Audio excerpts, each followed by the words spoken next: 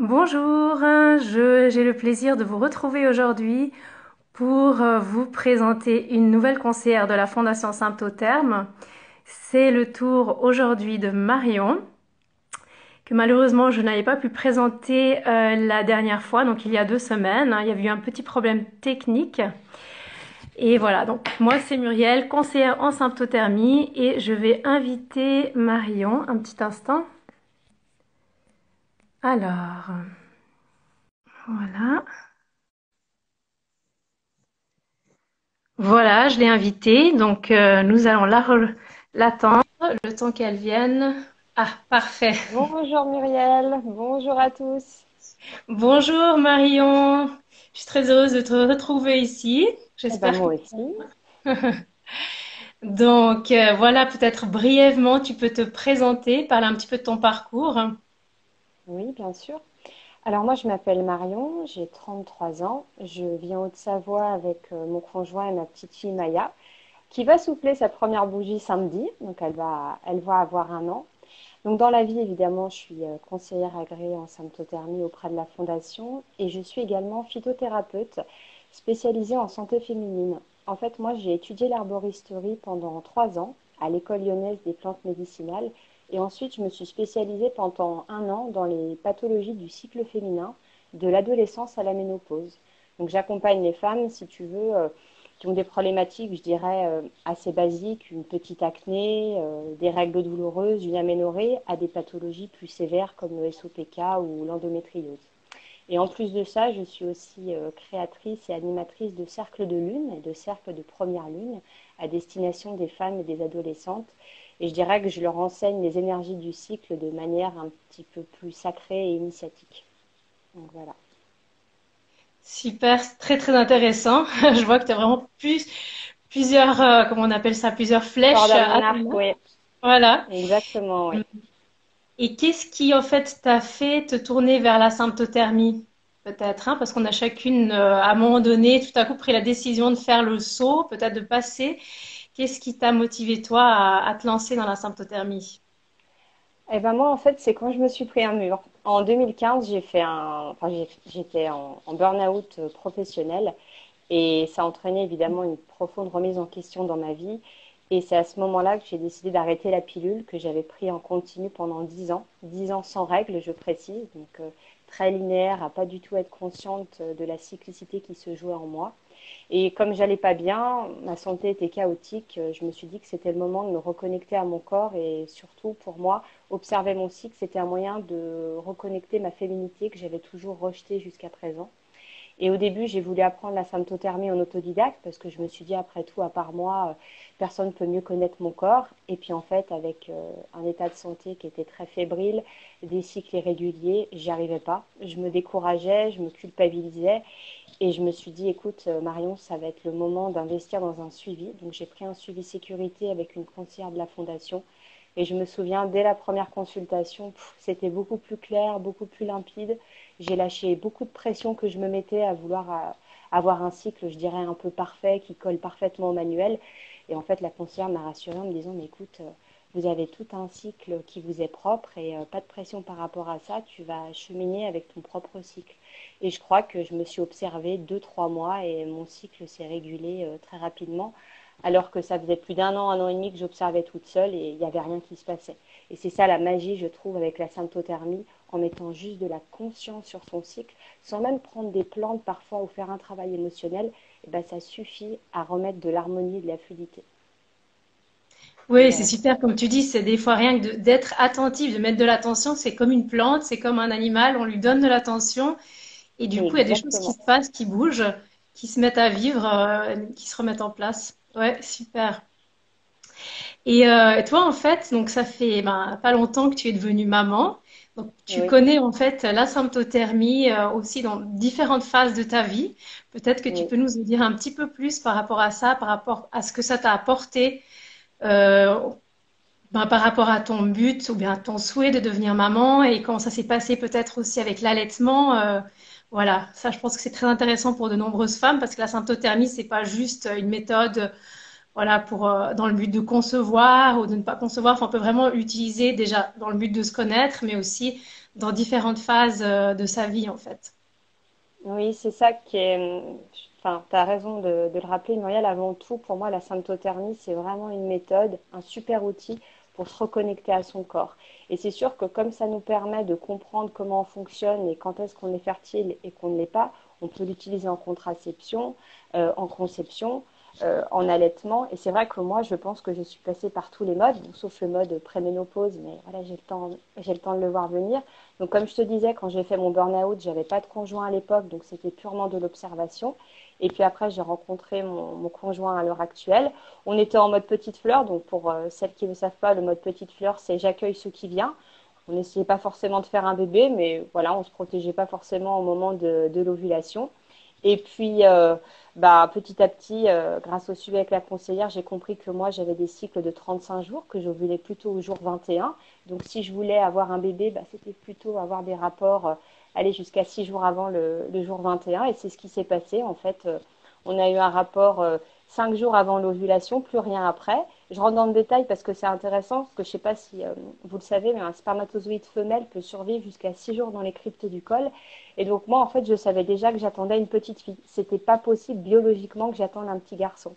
Et puis il y a eu cette conception, et puis après j'ai vu ma courbe de température qui n'a pas baissé avant les règles comme c'est le cas normalement, puisque les hormones sont censées chuter. Là, ma progestérone restait élevée, puis ma température a fait un deuxième palier au-delà de 37. Et puis là, j'avais même pas besoin de faire un test de grossesse, je savais que j'étais enceinte. Donc c'est vrai que pour ça, la symptothermie, c'est très riche parce que voilà, si on se dit qu'on a un cycle de 28 jours, qu'on ovule à J14 et qu'on a des rapports à J14, c'est peut-être un peu trop tôt dans le cas de femmes comme moi qui ont un cycle un petit peu plus long.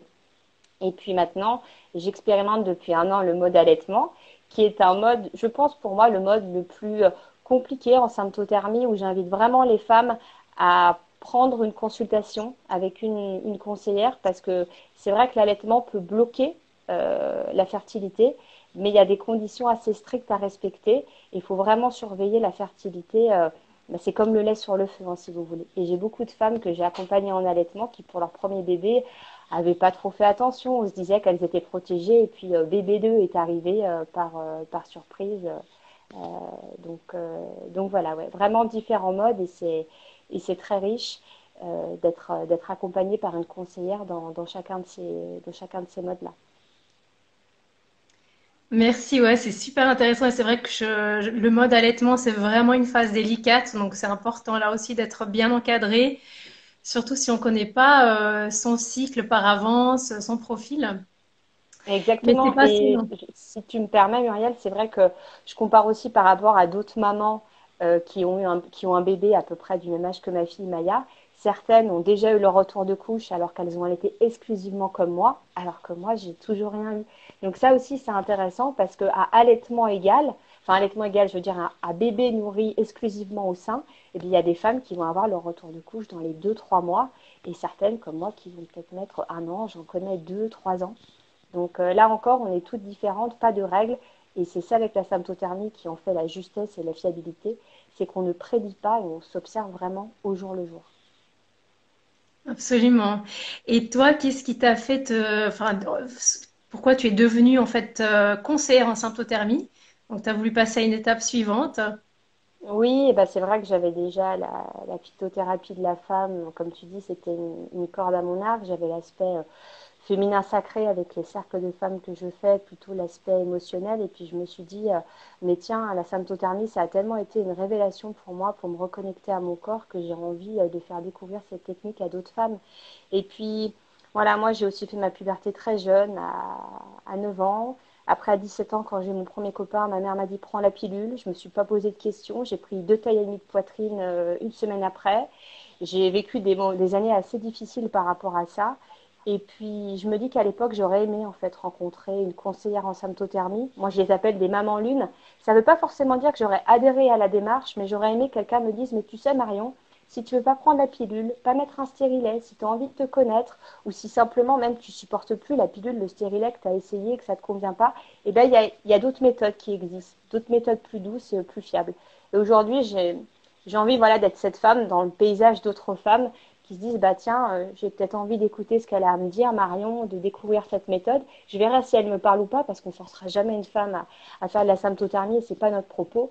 Mais pour toutes celles qui ont envie d'aller vers cette démarche, je dirais, d'intériorité, de reconnexion à elles-mêmes, elles sont les bienvenues et on est ravis de les accueillir. Oui, je te rejoins totalement et je pense aussi notamment pour les jeunes femmes, même les jeunes filles, on se dit mais c'est un tel cadeau quand on peut apprendre à connaître son cycle. On n'a pas l'impression que c'est quelque chose de sale, d'avoir des pertes blanches, d'être complètement déstabilisé quand on a ses règles.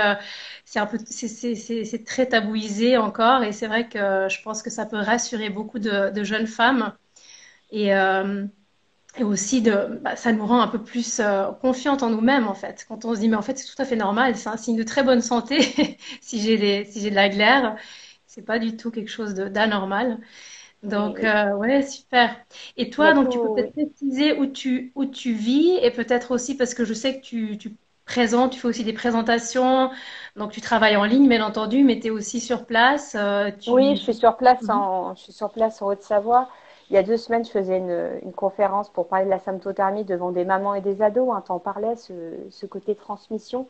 Euh, D'ailleurs, il y en a qui sont connectés ici. Je vois, j'ai accompagné des femmes de 16-17 ans en symptothermie et c'est très riche parce qu'au départ, c'est les mamans en fait très souvent qui offrent ça à leurs filles et je trouve que c'est très beau. Et comme je leur dis, je dis, écoute, tu fais le suivi pendant 6 mois. Après, ça te convient pas, mais au moins tu vas vivre cette initiation-là de te reconnecter à ton corps.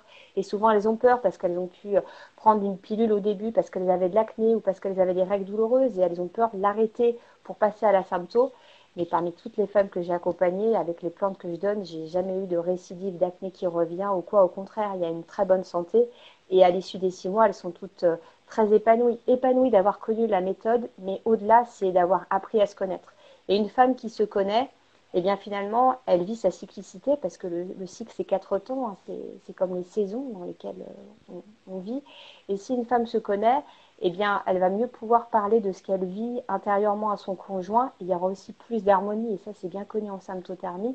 Je crois que c'est le professeur Rotzer qui a mis au point les méthodes qui le disait.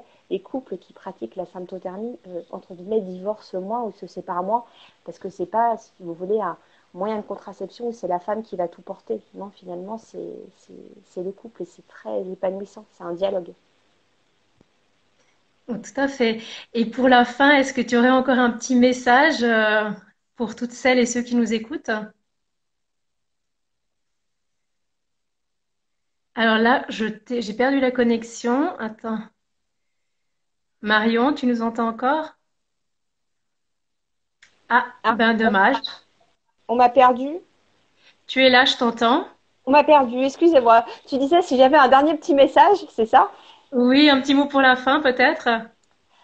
Bah écoutez, j'ai envie de vous dire, si vous voulez vous lancer dans la symptothermie, n'attendez pas. Si vous avez la motivation, vous allez voir, vous allez découvrir énormément de choses sur vous-même.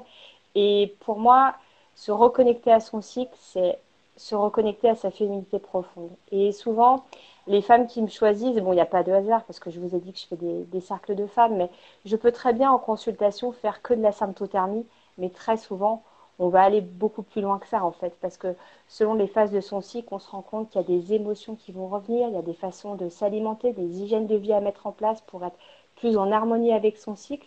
Et puis après, les femmes et les jeunes femmes d'elles-mêmes, elles savent exactement, tiens, dans telle phase, qu'est-ce qui leur fait du bien, qu'est-ce il faut éviter.